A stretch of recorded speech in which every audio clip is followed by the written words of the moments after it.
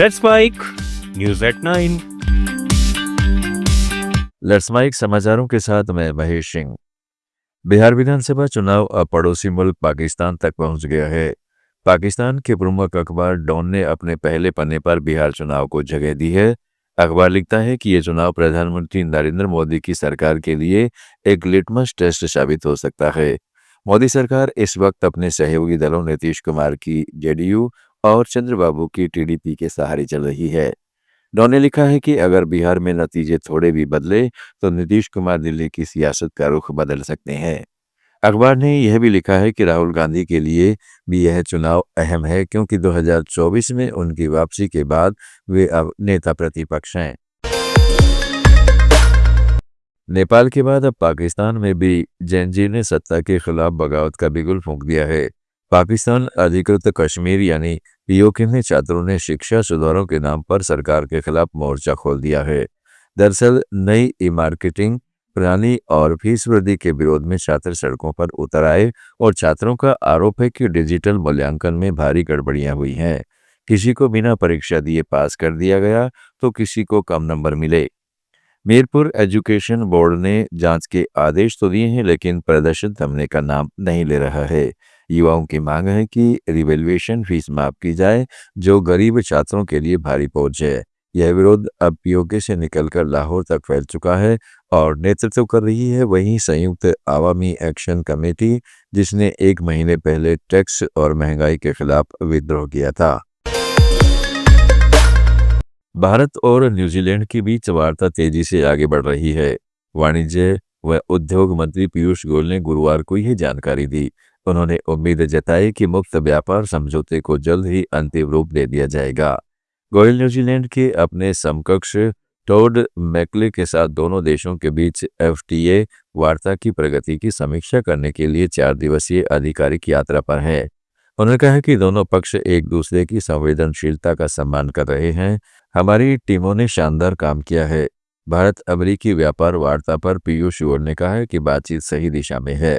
बातचीत चल रही है, लगातार बातचीत चल रही है। कई संवेदनशील मुद्दे हैं, कई गंभीर मुद्दे हैं, तो स्वाभाविक है कि थोड़ा समय लगता है।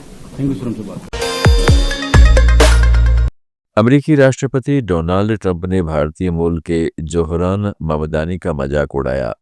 मियामी में एक बिजनेस फोरम को संबोधित करते हुए ट्रंप ने कहा, वो जो मंडानी यानी जो भी उसका नाम है, न्यूयॉर्क वाला सोचता है कि मर्दों का महिलाओं के खेलों में खेलना बहुत अच्छा है। ट्रंप का यह बयान जोहरान ममदानी के ट्रांसजेंडर अधिकारों को लेकर रुख पर तंज था। असल में ममदानी ट्रांसजेंडर लोगों के अधिकारों का समर्थन करते हैं। ट्रंप ने ममदानी को फिर से कम्युनिस्ट कहा।